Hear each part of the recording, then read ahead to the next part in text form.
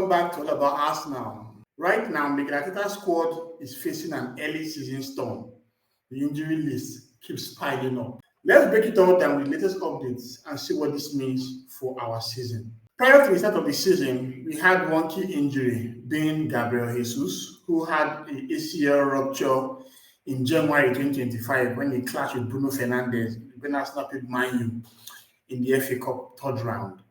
Gabriel Jesus is touted to return sometime in November or basically toward the tail end of the year. So that's an injury that we're already aware of. Takehiro Tomiyasu was another player that was also injured, but unfortunately his contract was rescinded and he left the club. So I'm sure he's trying to get better very soon. Once that's done, he'll probably be on the hunt for a new club. When the campaign started, the first casualty was Christian Ødegaard. We got a glimpse of him in the Emirates Cup against Villarreal where he scored that beautiful headed goal. But he suffered a knock and he has not featured for us since then. And it's quite ironic. Ødegaard has spent basically all his career, or at least a considerable chunk of his career in Brentford. And he was a minutes monster for Brentford, playing 196 games for them across 7 seasons. But when he joined Arsenal, he has already gotten injured. So the bug has welcomed him in the very Arsenal way. Of course, Ben White also suffered an injury that kept him out for a while, allowed Timber to get run out in the side. Then, of course, we heard the unfortunate news that Kai Havertz has suffered a knee injury that required a minor surgery procedure. And of course, he had to spend some considerable time out. At the time of this recording, we have not even gotten any key feedback on when he's going to return. All we hear is that he's going to be out for a couple of weeks. I know how knee injuries are, they can be very, very, very long. Then we had the impact injuries. When Arsenal played Leeds, we won that game 5-0, a beautiful game, 2 goals from Gyökeres, 2 goals from Timber, and even Saka scored one himself. But unfortunately, as the game progressed, Saka was basically running with the ball. I think when he gave the pass to, was it Ødegaard? I can't remember who. But he felt something in his hamstring. And you know how all the alarm bells started ringing. We lost Saka to a terrible hamstring injury last season. But the good part was that it was a different leg from the one that was torn in the previous campaign.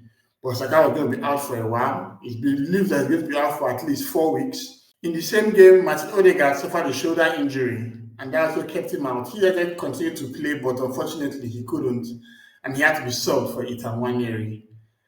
Arsenal's very last match was the unfortunate defeat to Liverpool, for a beautiful doing Szoboszlai goal. In the warm-up to that game, William Saliba rolled his ankle. I didn't expect him to start the game, but he attempted to, play. But of course, a couple of minutes into the game, he hit the deck and had to replay the mascara.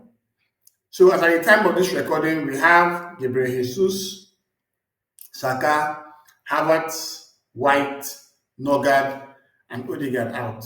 And these are very key players. And as expected, there should be a knock-on effect on this. Starting with the attack, Arsenal is currently without Bukayo Saka, Kai Havertz, and Gabriel Jesus, which means that our resources in attack have been stretched thin. We have actually been in this same situation, and it was as soon as last season where we had Saka, Jesus, and Havertz out. And what did we do? We brought Mikel Merino, a central midfielder, to play as our centre forward. And we all know how that panned out. He gave his best, no doubt, but it wasn't enough. You could see that, he was not a striker, and that actually had a very bad effect on our team. Right now, we have Gyökeres as the only fit striker in the team. Unless you're talking about Harrison Anus, that youngster. Leandro Trossard would have been another alternative option, but he's actually even lost an injury as well. You could see that even the game against Liverpool, he couldn't come off the bench. So Arsenal's attack is really, really, really stressed thin. And at this point, we are just hoping that Gyökeres can stay fit enough up until, when probably Trossard comes back. Martinelli is someone that can be used as an attacker as well, but honestly, I don't want to see that guy on the pitch, especially in serious games. I believe that he should start against Port Vale towards the end of the month. But like the games against Nottingham Forest, the Champions League games, I don't know, man. I'm just tired of Martinelli at this point. He doesn't want to basically improve himself. This also means that we need to see more of Gabriel Jesus to support the attack from the left, and of course, no Imad support from the right. Thankfully, we are quite stacked on the right with the likes of one area who actually featured in that right wing position before, and of course, the exciting Max Dowman who can come in. So right now, the impact on Arsenal's attack is very, very critical. Without the likes of Saka, without the likes of Havertz, and of course Gabriel Jesus still not seeing injuries, we will need to really hope that with Gyökeres is fully fit to soldier on. Obviously, also a minutes monster in Sporting CP, scoring 97 goals, 102 games for them over 2 campaigns. So that basically meant that he played over 50 matches in both seasons, which is what you would expect for someone in that kind of position. In midfield, Arsenal are currently without Christian Ødegaard, and Martin Ødegaard, the club's captain, is not fully fit. And obviously, for the ripple effect of that was that Mikel Merino started against Liverpool. And in all honesty, his impact was very minimal. This was a game that, yes, it was important to have some measure of control. So I can understand the thinking behind his selection. But I felt that he was on the pitch way too long. He should have left before the 70th minute when I took him out for Ødegaard.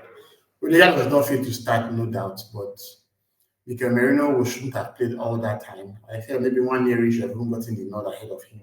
But I think Ødegaard should be fit enough to return after the international break. I think he was called up by Norway. However, Christian Ødegaard is still out, which means Zubimendi doesn't really have a backup. But fortunately for us now, we have a versatile player in Declan Rice who can also play as a number 6 if required. Although he's enjoying his best football for the club right now as a left 8, but playing in number 6 is something that he's very adept in. And I think, the impact of Ødegaard is not as critical as it's supposed to be, but you never know how these things can pan out. Especially if Zubimendi goes to go and play for Spain now, for instance, suffer a knock or something. So this Arsenal depth is really tested in midfield as well, but I think the club is stacked in that position. With Ødegaard being out, you can play Nwaneri there, you can even play Berechi Eze there. With Ødegaard being out, you can play Zubimendi, and you can also play Rice. So I think we're good. In defense, the current injuries are William Saliba and Ben White, and as at the time of this recording, the only backup options are Jurien Timber for Ben White, and of course Christian Mosquera for Saliba. Timber himself is someone that has struggled with injuries. Last season or the season before last, he had that long ACL injury that kept him out for the entire campaign. And in the course of last season, he just continued to manage his minutes. Even if you remember when he spoke in the summer about how he has to go for a ankle procedure because he was in serious pain when he played against PSG. So he's someone that still suffers cramps as game progresses. But we also have a young Josh Nichols in that position that we can utilize. But he's still very raw and all that. So as it stands, we have just Jurien Timber. And with Partey gone, we don't have an auxiliary right back that we could use. Then again, Mosquera is also very adept, playing as a right back as well. But here's the backup for Saliba. If, for instance, now, Saliba and White are still out, and for some reason, we also suffer injuries to Timber and Mosquera, they were cooked because we'll have a serious gap in that position. So we can only hope right now that, Saliba's injury is not as bad as we feared. It is an ankle roll. He has missed international football with France. So at least he has 2 weeks to, recover from it. And that's what we can hope for at this point. So the question is simple. Who steps up? We saw a step up over the weekend. Mosquera was an amazing player when he came on as a sub for Saliba. I'm not even sure he expected to play that game. He didn't even have enough time to warm up.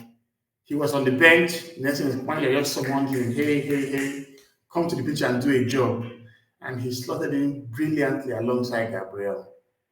So for Saliba's injury, we have seen Mosquera step up, and we are proud with that. For White's injury, Timber has already been doing so well. I think Timber is even starting ahead of him in the team right now, if we're being honest with ourselves. But if Timber suffers an injury, then obviously he might have to rely on either Mosquera playing as a right back or calling Josh Nichols up.